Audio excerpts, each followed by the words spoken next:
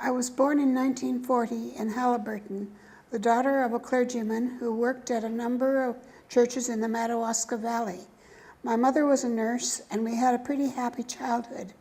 I have 4 siblings, a sister and 3 brothers. Our adolescence was somewhat difficult. There were so many things that we were not allowed to do in which our friends engaged.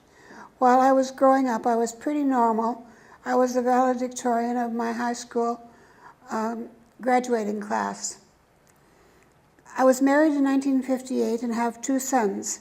Philip was born in 1960 and Christopher in 1963.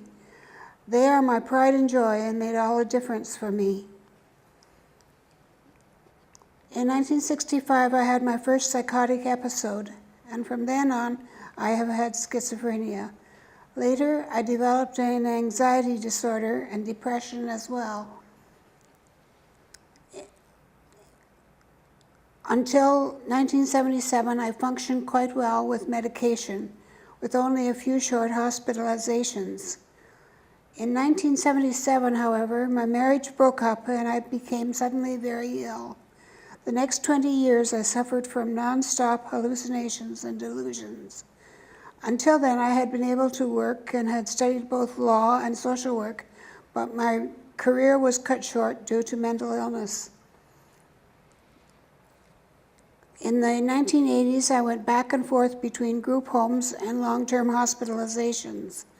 Group homes worked for me at that time because I needed the support and company that a group home can offer. I also lived in a housing co-op with HouseLink. That was good housing because I was able to care for myself while having the benefit of roommates. I lived there for 2 years, but my goal was to acquire an apartment of my own, so I left HouseLink for a subsidized bachelor's apartment. At my next apartment, I became very sick, and one night I fell unconscious after leaving a kettle on the stove. I nearly died of smoke inhalation, so I had to move out. I found a woman's residence, which was like a boarding home, and I lived there for 2 years until I decided that if I was ever going to get my own apartment, now was the time to do it. So I moved into a not-so-nice market rent apartment. Life was difficult financially. ODSP's shelter allowance was not realistic, and if you don't have subsidized housing, it's very hard to make ends meet. In order to get by, I had to eat at a drop-in every day for my main meal. I then applied for another subsidized apartment. I waited more than 5 years, but eventually moved into a nice bachelor apartment. After another few years, I upgraded to a 1-bedroom, which was also subsidized. Thanks to the subsidy, I was able to have enough money for the basic essentials, which was really nice.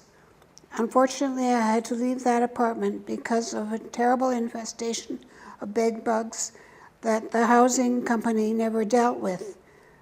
After that, I was homeless for several months, during which time my sons and siblings took me in, but having no home of your own leaves you with no sense of security.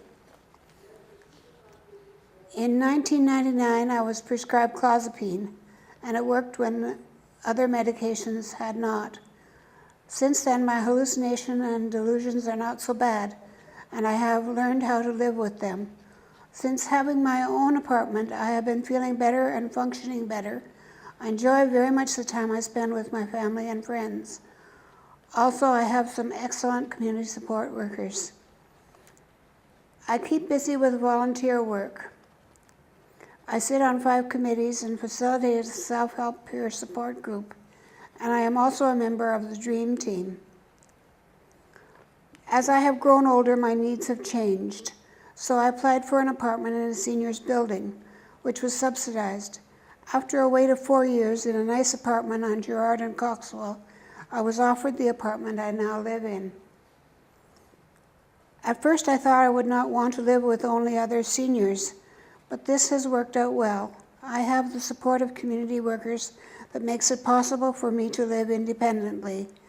There are all sorts of activities in the building, which is good for me because I have a serious problem with lack of energy. So at some point, I will have to give up my volunteer work. My experience demonstrates how important it is to have safe, affordable, and appropriate housing for one's well-being. Thank you.